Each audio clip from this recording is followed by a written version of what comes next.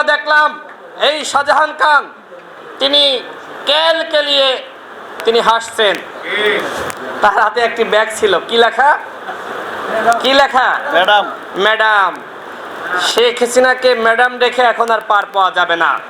এই ম্যাডাম তোমাদের রেখে পালিয়েছে, সুতরাং ম্যাডাম ডেকেও আর পার পাওয়া যাবে না, রক্ষা হবে না, তোমাদের ফাঁসি হবে। শ্রমিকদের সাথে বেইমানি করেছো, বিভিন্ন ইউনিয়ন খুলে তোমরা শ্রমিকদের টাকা লুপাট করেছো। শাহজাহান খানকে গ্রেপ্তার করা হয়েছে, কিন্তু মশিউর রহমান রাঙ্গা, এই রাঙ্গাকে এখনো পর্যন্ত গ্রেপ্তার করা হয়নি। এই রাঙ্গাকে ধরে ডান্ডা বেরি পরিয়ে ওই আন্তর্জাতিক অপরাধ ট্রাইব্যুনালে হাজির করতে হবে। কোথায় এই রাঙ্গা, কোথায়? ওকে ধরতে হবে। যদি পুলিশ না খুঁজে পায় তাহলে বলুক, এই শ্রমিকরা আমার সামনে যারা রয়েছে তারা রাঙ্গাকে ধরে আনবে, তারা রাঙ্গাকে ধরে পুলিশের হাতে তুলে দিবে।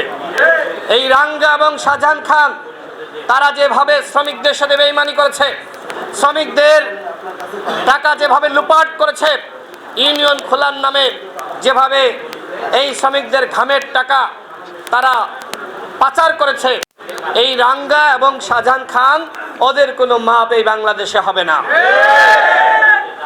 আরেকটি কথা আপনাদেরকে বলতে চাই, আওয়ামী লীগকে নিষিদ্ধ করা উচিত কি উচিত না আপনারা বলেন? হাত উঁচু করে দেখান। আওয়ামী লীগকে নিষিদ্ধ করা দরকার, আপনারা কি একমত? এই যে আজকে আপনারা রায় দিলেন, এই রায় 5 আগস্ট আপনারা দিয়েছিলেন। বাংলার মাটিতে যারা গণহত্যা চালিয়েছে এই আওয়ামী লীগ কোনো রাজনীতি করতে পারবে না। আজকে আমাদের প্রধান উপদেষ্টা বিএনপির ঘাড়ে বন্দুক রেখে আওয়ামী লীগকে পুনর্বাসিত করতে চায়। বিএনপি কোনো লিখিত স্টেটমেন্ট দিয়েছে? তারা কি বলেছে যে আওয়ামী লীগ আগামী নির্বাচনে অংশ নিতে পারবে? ওদের লিখিত স্টেটমেন্ট আছে?